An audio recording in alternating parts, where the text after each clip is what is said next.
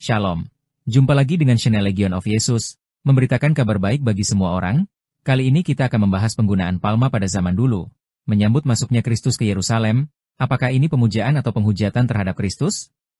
Sebelum membahas hal tersebut, buat Anda yang baru menemukan channel ini silahkan subscribe karena subscribe itu gratis, agar Anda dapat mengikuti update kami. Diberkatilah Dia yang datang sebagai Raja dalam nama Tuhan. Damai sejahtera di sorga dan kemuliaan di tempat yang maha tinggi. Lukas 19 ayat 38. Hosanna. Hosanna. Marilah kita kidungkan Hosanna bagi Kristus yang akan datang sebagai Raja mengunjungi kita pada Minggu Palma. Mari kita lambai-lambaikan daun palma yang kita bawa untuk menyambutnya sebagai Raja. Persis seperti masyarakat Yerusalem saat itu, pada perayaan Ekaristi Minggu Palma kita juga memuja Kristus sebagai Raja kehidupan kita. Minggu Palma merupakan awal dari Pekan Suci, mendahului hari-hari sebelum kisah sengsara Tuhan dikhianati, disangkal, dicaci, disiksa hingga disalibkan. Sejenak perlu kita maknai perayaan ini sebagai sebuah perayaan yang mengingatkan kita kembali sebagai pengikut Kristus. Kita dapat memeriksa batin kita apakah di dalam keseharian kita. Apakah kita telah sungguh menjadi pemuja Kristus?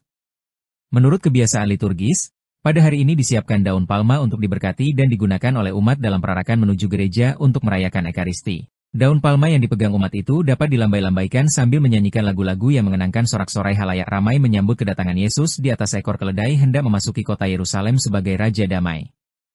Apakah daun palma adalah satu-satunya yang dapat digunakan untuk ritus pemberkatan dan perarakan? Apakah bisa digunakan daun selain palma, misalnya janur, atau ranting-ranting pohon lain? Sebenarnya dalam kitab-kitab Injil terdapat variasi cerita tentang Yesus dielu-elukan oleh para murid atau orang banyak ketika masuk kota Yerusalem. Variasi itu nampak antara lain dalam bahan yang digunakan orang banyak untuk mengeluh-elukan Yesus. Coba kita perhatikan, Matius 21 ayat 8, orang banyak yang sangat besar jumlahnya menghamparkan pakaiannya di jalan. Ada pula yang memotong ranting-ranting dari pohon-pohon dan menyebarkannya di jalan.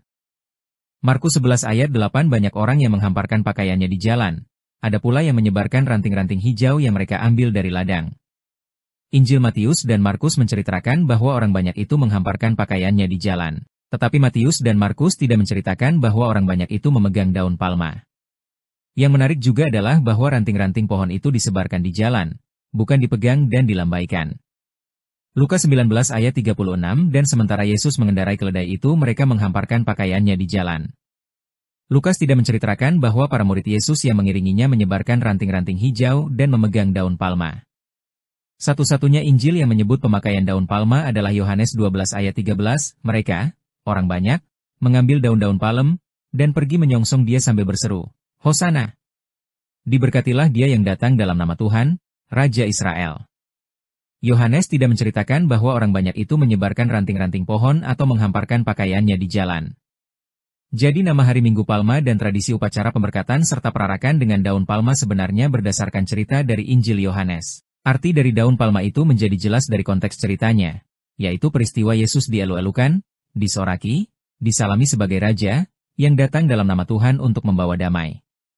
Maka daun palma yang dilambai-lambaikan merupakan tanda pujian dan kemuliaan, kemenangan dan damai. Arti simbolis yang sama dari daun palma ini dapat kita temukan dalam kitab Wahyu. Kemudian daripada itu aku melihat, sesungguhnya, suatu kumpulan besar orang banyak yang tidak dapat terhitung banyaknya, dari segala bangsa dan suku dan kaum dan bahasa, berdiri di hadapan tahta dan di hadapan Anak Domba, memakai jubah putih dan memegang daun-daun palem di tangan mereka. Dan dengan suara nyaring mereka berseru, keselamatan bagi Allah kami yang duduk di atas tahta dan bagi Anak Domba. Wahyu 7 ayat 9-10. Sejenak perlu kita maknai perayaan ini sebagai sebuah perayaan yang mengingatkan kita kembali sebagai pengikut Kristus. Kita dapat memeriksa batin kita apakah di dalam keseharian kita. Apakah kita telah sungguh menjadi pemuja Kristus? Mendengar bacaan pada hari Minggu Palma, kita akan menemui suatu peristiwa yang kontras. Yaitu pada ibadat Palma kita akan mendengar bacaan yang mengisahkan Yesus dielu-elukan. Sementara bacaan pada liturgi Sabda, kita akan mendengar bacaan yang mengisahkan permulaan kisah sengsara Tuhan Yesus. Ketika dielu-elukan di Yerusalem, Yesus menyatakan dirinya sebagai Raja dengan penuh kesederhanaan. Ia sungguh seorang Raja kebenaran, sehingga jika saja tak seorang pun mengeluhkannya, maka batu-batu di jalanan yang akan berteriak memuji Kristus. Lukas 19 ayat 40. Namun tidak seperti raja pada umumnya yang datang dengan menunggang kuda, Kristus datang menyatakan dirinya sebagai Raja dalam kesederhanaan. Ia hanya menunggang keledai. Tidak seperti kuda yang gagah dan kuat, keledai merupakan hewan yang dungu dan lambat. Jadi, dapat dibayangkan betapa sederhananya Dia, yang walaupun dalam rupa Allah, tidak menganggap kesetaraan dengan Allah itu sebagai milik yang harus dipertahankan, melainkan telah mengosongkan dirinya sendiri dan mengambil rupa seorang hamba, dan menjadi sama menjadi manusia. Filipi 2 ayat 6-7. Sungguh ironi memang, setelah dielu-elukan, Yesus harus melewati semua peristiwa sengsara, di mana ia harus disangkal oleh Petrus, dikhianati oleh Yudas Iskariot, ditinggalkan murid-muridnya, diadili oleh Pontius Pilatus, dicambuk hingga disalib sampai wafat. Melalui perayaan Minggu Palma, kita dapat menilik batin kita. Apakah persiapan kita semenjak Rabu Abu di mana kita menyadari dengan sungguh bahwa kita adalah makhluk pendosa sampai perayaan Pekan Suci yang dimulai Minggu Palma nanti? Adakah kita memujanya dalam nyanyian, doa, dan syukur, namun juga menyangkal Kristus, menyiksa, dan mencacinya dengan perbuatan kita kepada sesama? Apakah sungguh kita ini pemujanya?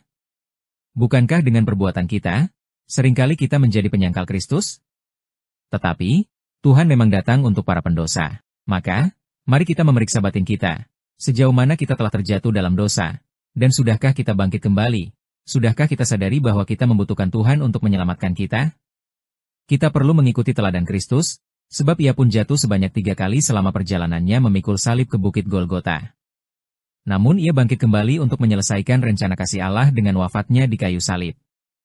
Kita seringkali jatuh dalam dosa dan dengan demikian menjadi penghujat Kristus. Tetapi kita harus terus gigih berdiri lagi ketika kita jatuh. Kita harus bangkit sambil menunjukkan pandangan kita kepada rencana kasih Allah. Bahwa Kristus yang telah berkorban bagi kita akan membantu kita bangkit dari segala dosa kita. Dan bahwa kita pun dipanggil Allah untuk memberikan diri kita kepada Tuhan dan sesama. Seperti yang dilakukan oleh Tuhan Yesus di kayu salib yang mulia. Marilah kita belajar dari kesederhanaannya. Melalui kesederhanaan, hati kita menjadi lembut untuk mengakui bahwa kita adalah para pendosa yang membutuhkan Raja. Mari kita persiapkan hati, pikiran, dan perbuatan kita untuk memasuki Pekan Suci. Sambut dan elukan Sang Raja. Demikian penjelasan kami tentang penggunaan daun palma dan pemujaan terhadap Yesus yang memasuki Yerusalem.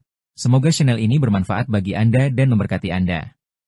Jika Anda merasa terberkati, silahkan bagikan video ini kepada orang lain.